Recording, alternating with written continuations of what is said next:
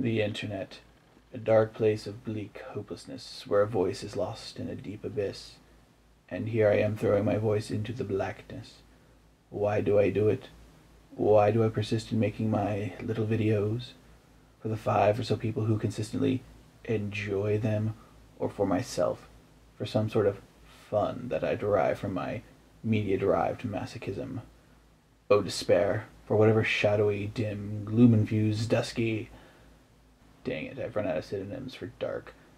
For whatever dark, despairing reason, I persist, and today we review...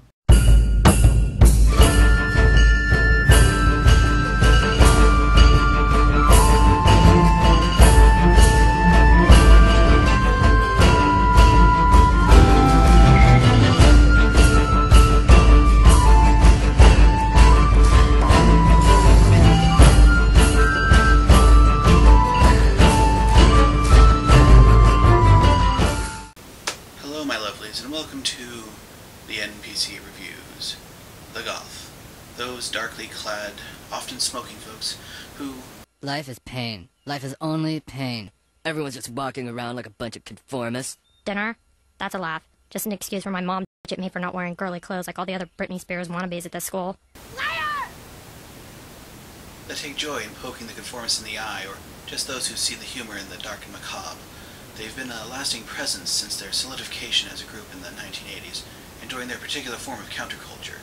And this isn't your granddaddy's counterculture neither. Whoa! Like any group, they of course develop their own forms of entertainment, in this case the underground goth comic. Gah, air quotes. Am I so 90s? Anyway, couple this subterranean sequential art with indie game publishing, and of course it would be indie game publishing, and you get the humorous RPG of goth comics, Spookybeans, produced by Chapter 13 Press. That's a very good question, and one that is answered by a combination of Sarah Valentino and two guys from New York. Specifically, they are a subgroup of the residents of the Hollow, the default setting for the game. Hold your horses. We'll get to that later. But as they put it, a spooky bean is any one of the various goth stereotypes to anything that is even just a little twisted. So it ranges from the traditional goth to the rivet head to the ex-vampire hunters to the motorheads, geeks, to fairy princesses and living dead girls to bloods, wastoids, dweebies, caffeine-addicted conspiracy theorists. Thank you, Grace. Now I know what you're asking yourself. Is there anything else on? Now, assuming you're still here, you might also be asking, well, what are we supposed to do? This is an RPG. Are you fighting dragons, defeating evil techno-overlords, or in some way saving the world? No. That's a spooky bean. One is trying to survive the trials of living in a semi-suburban neighborhood. Frightening, I know. On the gloomy side, you can enjoy an interesting story or two and hopefully achieve your character's yo ending. The system for Spooky Beans is a very simple one. Anyway, Spooky Beans uses narration-based conflict resolution, where comedy, mostly by pain, physical or otherwise, is the goal. Any kind of dice can be used, and character creation occurs in 2 minutes or less. Really? Really, but if it takes more than that, you don't get your money back. Oh. For a character, you only need 5 things. A name, obviously, a concept, up to 3 thingies, thingies actually being the technical term, and 2 endings. A name is pretty self-explanatory, so the concept. The concept would be your character condensed to a short, simple phrase. For example, exiled alien Vader, living dead girl, or polite internet troll. After that comes the thingies. Thingies are those attributes, merits, or flaws that define or describe your character. They can be pretty much anything, but flavorful descriptions are required. Take lying, for instance. While skilled liar is an acceptable thingy, forked tongue or politicians are honest by comparison are much more evocative and conducive to storytelling. During character creation, you can have up to 3 thingies, although you don't have to decide all of them at once. You can determine some once play begins. A character also needs 2 endings, a yo ending and a woe ending. The yo ending, determined by the player, is the good ending the character wants to occur at the end of the adventure or scenario. For the living dead girl, her yo ending would be to open up her own beatnik coffee shop. The woe ending, on the other hand, is a terrible fate that is often a cruelly ironic mirror to the yo ending, and is determined by the player on the left. In her case, it would be working as a greeter in a certain superstore chain. As for the core mechanic, that pretty much boils down to 2 people in conflict roll their dice, and whoever rolls more odd numbers, red skulls, is the glorious victor, and gets to narrate the course of the events for the conflict. Why a 12-sided dice? Because besides barbarian, they don't get enough love. That's the base mechanic, though there are some specifics, however, like how many dice does everyone get?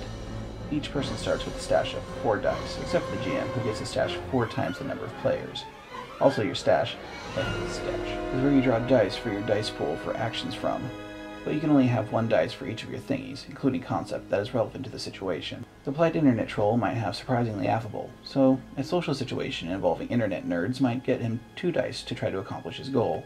The GM then determines the adversity, namely the number of dice he will be rolling, which as default is usually the number of players at the table, including the GM. Each side then rolls the dice, counts, and determines who narrates. After that, both sides exchange dice pools, adding them to their respective stashes, and the game continues. Additionally, other players can give dice to the rolling player to use if they want to help or are suitably bribed to do so. This is a comedy game though, so if things went smooth all the time, things would not be as interesting. That's where ouchies, yos, and woes come in.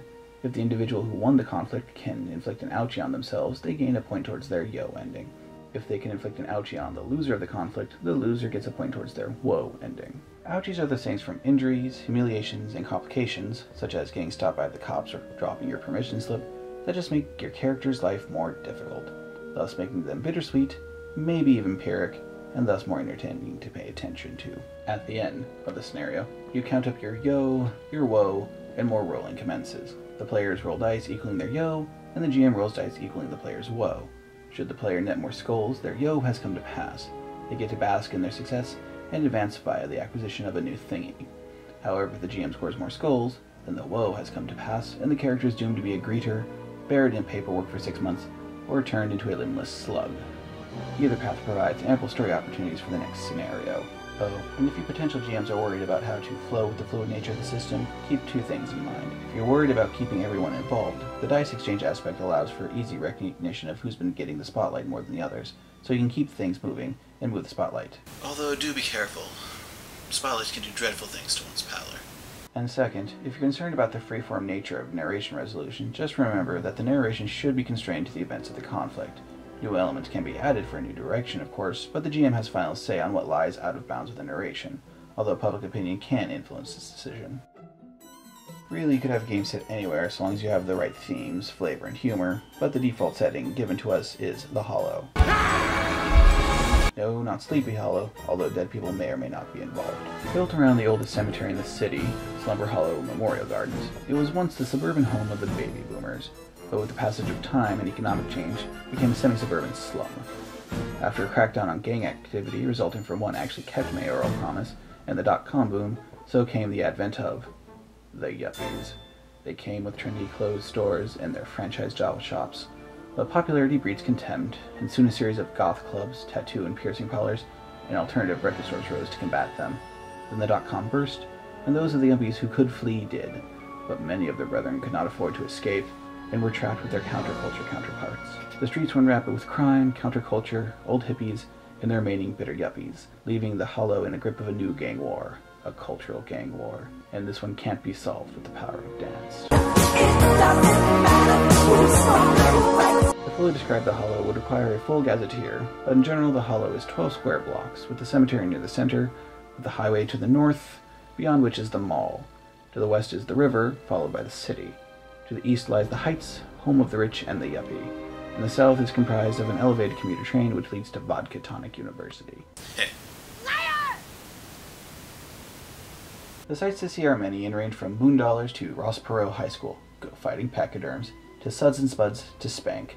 I'll let your imagination fill in that last part, but the book does give some scenarios to both further describe the setting, as well as give players and GMs some ready-to-go scenarios to run with.